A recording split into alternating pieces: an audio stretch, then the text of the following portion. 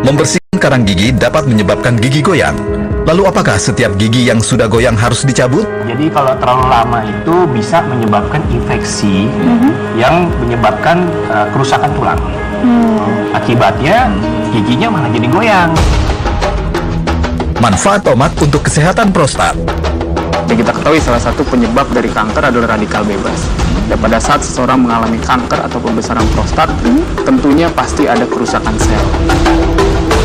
Hati-hati, kurang minum air putih bisa memicu terjadinya infeksi saluran kemih. Kalau kita tidak bikin kristal itu larut dalam air dengan banyak minum, kristal-kristal itu berpotensi saling menempel satu sama lain sehingga membentuk batu. Bersama Dr. Reisa Broto Asmoro di Dr. Oz Indonesia hari ini.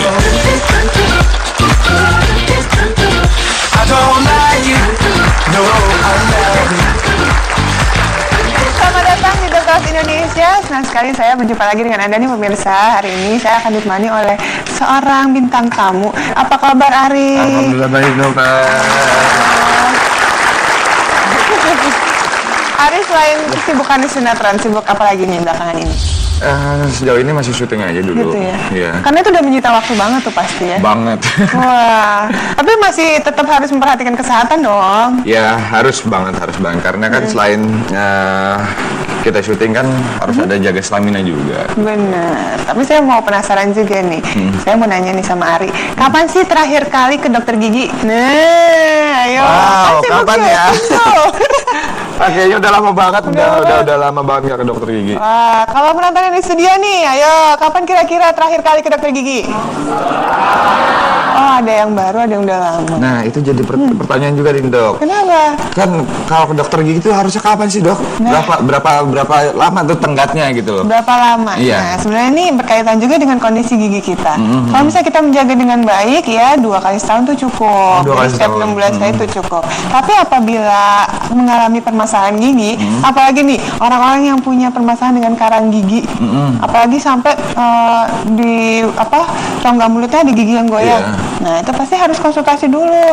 Lebih sering, lebih cepat itu pasti lebih baik. Oke. Nah, makanya kalau misalnya Anda nih bagi pemirsa di rumah yang punya karang gigi, mungkin Anda penasaran. Kadang-kadang pernah ada pengalaman kalau misalnya karang gigi dibersihin, terus giginya kemudian jadi goyang. Pernah dengar nggak ada yang begitu?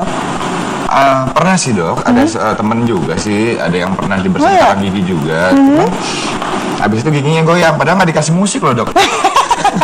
Mungkin dia udah pengen diabetnya kan goyang-goyang. Langsung maunya goyang aja dok. Nah, itu ternyata emang mungkin karena gigi awalnya tuh aslinya emang udah goyang. Emang udah dari pondasinya. Dari pondasinya udah goyang, Oke. tapi karena ada karang gigi jadi kayaknya ada lemnya gitu kan ya. Tapi untuk lebih jelasnya lagi, kita langsung aja ya ngobrol-ngobrol dengan rekan sejawat saya, Dokter Gigi Andi Mira Hadi Kusuma.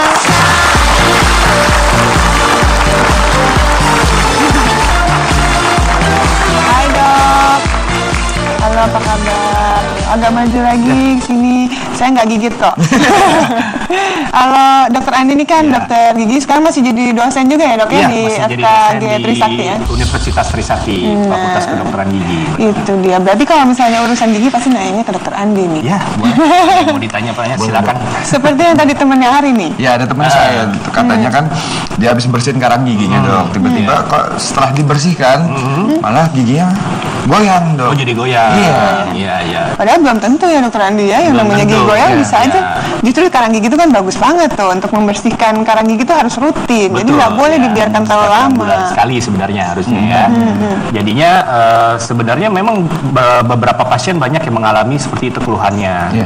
Kok setelah dibersihkan jadi goyang gitu. Tapi ternyata sebenarnya nggak seperti itu gitu. Kelihatannya seperti itu mungkin ya. Jadi sebenarnya karang gigi itu adalah infeksi yang memang menyebabkan infeksi yang sudah menyusup ke dalam akar atau ke tulang gigi. Nah, sebenarnya kalau karang giginya itu sendiri kan kita nggak taunya, wah karena giginya kita masih rapat-rapat nih, karena ada karang giginya. Begitu udah dibersihin, karang giginya hilang, akibatnya giginya jadi kayak renggang. Nah, yang nempelin lagi itu nggak boleh. Nah, kita bahas dulu sebelumnya nih dok ya, bahayanya dari karang gigi yang dibiarkan terlalu lama. Nah, bahayanya apa gitu? Jadi kalau terlalu lama itu bisa menyebabkan infeksi, ya, yang menyebabkan kerusakan tulang. Akibatnya giginya malah jadi goyang. Akhirnya copot. Akhirnya jadi lama-lama copot gitu. Itu malah jadi kayak muter-muter lagi ya, jadinya ya, Muter-muter balik lagi ke situ. Jadi sebenarnya karang giginya yang memang menyebabkan infeksi. Tapi bukan berarti membersihkan karang malah menyebabkan jadi goyang. Sebenarnya infeksinya yang menyebabkan giginya menjadi goyang. Nah, seperti ada yang di animasi berikut ini nih. Mungkin pemirsa di rumah masih ada yang penasaran. Ini gambarannya yang terjadi ketika gigi kita ini mengalami suatu infeksi. Ya. Pada gigi kita, di dalam gigi kita tahu di sini ada susunan saraf dan pembuluh darah ya di ya. dalamnya. Dan ketika terjadi lubang, meskipun sekecil apapun itu lubangnya, ini sudah menandakan adanya kuman yang masuk ke dalam rongga gigi. Betul ya, Dokter Andi ya? Ya, benar. Jadi kalau kita lihat nih kan yang warna merah ini kan adalah pembuluh darah dan pembuluh syaraf. Nah, ini yang kuning tadi adalah tulangnya nih. Samping-sampingnya. Ini tulangnya, ini tulangnya menyangga gigi. Jadi karang gigi itu menyebabkan infeksinya tuh masuk. Nih, bolongnya tuh Nyusup. bisa masuk nih sampai ke dalam Nyusup ya. Ke dalam, ke bawah, ke akar, sampai ke bawah tulang. Nah, itulah yang menyebabkan lama-lama giginya jadi goyang. Iya. Ya. Berarti infeksi sampai ke bawah sini nih. Iya, benar. Paling kalau udah kena syarafnya juga ya dok ya, saya juga pernah ngalamin benar. sih. Atau Sakit lubang banget tuh ketinggalan, pasti, kan? udah kena Yang syaraf. putus sama pacar dok, daripada kena sakit gigi dok. Oh, gitu ya. Ya, itulah yang menyebabkan jadi giginya goyang. Tapi kalau dibersihkan karangnya, ya selama karang itu belum menyebabkan infeksi, sebenarnya gigi nggak goyang. Oke.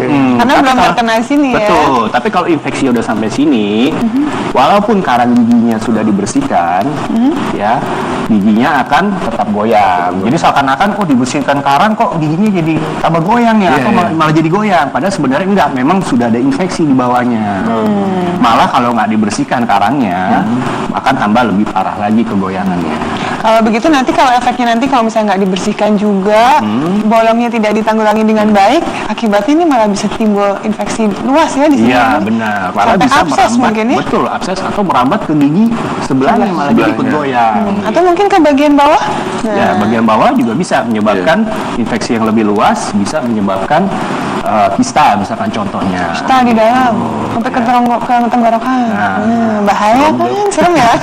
Jadi jangan menyepelekan karang gigi sebenarnya dok Ya, ya. benar. Oke, ketika kita memiliki karang gigi yang banyak gitu ya, itu kan tadi kita sudah bahas tentang penyebab dari goyangnya gigi. Ya. Tapi ada penyebab lain nggak sih Dokter Andi sebenarnya kalau yang bisa menyebabkan gigi goyang? Ya, jadi penyebabnya bisa selain karang gigi ya, jadi bisa juga karena trauma misalkan ya, mungkin karena kecelakaan atau terkena sesuatu bisa, atau ada juga orang yang kalau tidur itu ada kebiasaan buruk menggesek-gesekkan giginya. Ada yang suka begitu nggak nih? Pernah dengar? Gitu ya, krok-krok-krok. Nah, itu juga bisa, atau seperti tadi yang digambar ya. Oh dari makanan dok, makanan sendiri kalau misal kalau nggak Yang minuman keras-keras gitu. gitu. Iya.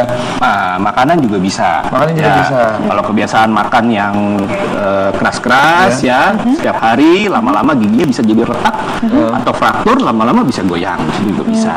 Gitu. Atau lubang yang sudah sangat dalam, ya itu juga bisa menyebabkan gigi. Kalau jadi sudah goyang itu apakah memang harus dicabut? Apakah memang ada treatment tersendiri dok? Nah, jadi gini, sebenarnya kalau pencabutan itu adalah langkah paling terakhir. Oh langkah terakhir. Langkah terakhir. Sayang giginya cuma ada 32. Iya. Kalau diambil satu hilang nggak nunggu lagi. Betul. Jadi nggak ada gantinya lagi kalau udah hilang kan. Nanti dok. Ini bahasanya gini. Ompongnya soalnya. Jadi kalau bisa kita lakukan perawatan dulu, ya perawatan untuk menghilangkan infeksi yang menyebabkan gigi goyang. Kalau memang nggak bisa perawatan itu dilakukan, ya tidak ada kesembuhan, baru langkah terakhir kita lakukan pencabutan. Jadi, Ya, jadi kalau ada bolong sedikit, goyang sedikit, usahakan dipertahankan Betul dulu sekali, sampai sebisa mungkin, iya. baru penanganan terakhir ada tentunya Betul. baru dicabut. Ya. Dan itu tadi konsultasi ke dokter gigi paling nggak 6 bulan sekali itu harus banget. Jadi minimal 6 bulan sekali ya. Ya. Lebih cepat Betul. makan lebih baik lagi. Setelah ini kita masih akan ngobrol-ngobrol lagi dengan dokter Andi dan juga Ari. Jadi jangan kemana-mana ya pemirsa, tetap di Dokter Os.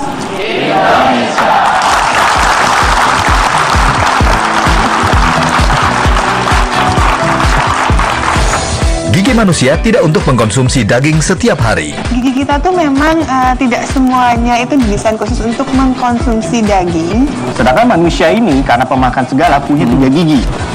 Punya 3 jenis gigi. Tiga-tiganya ada nih. Ada 3 gigi.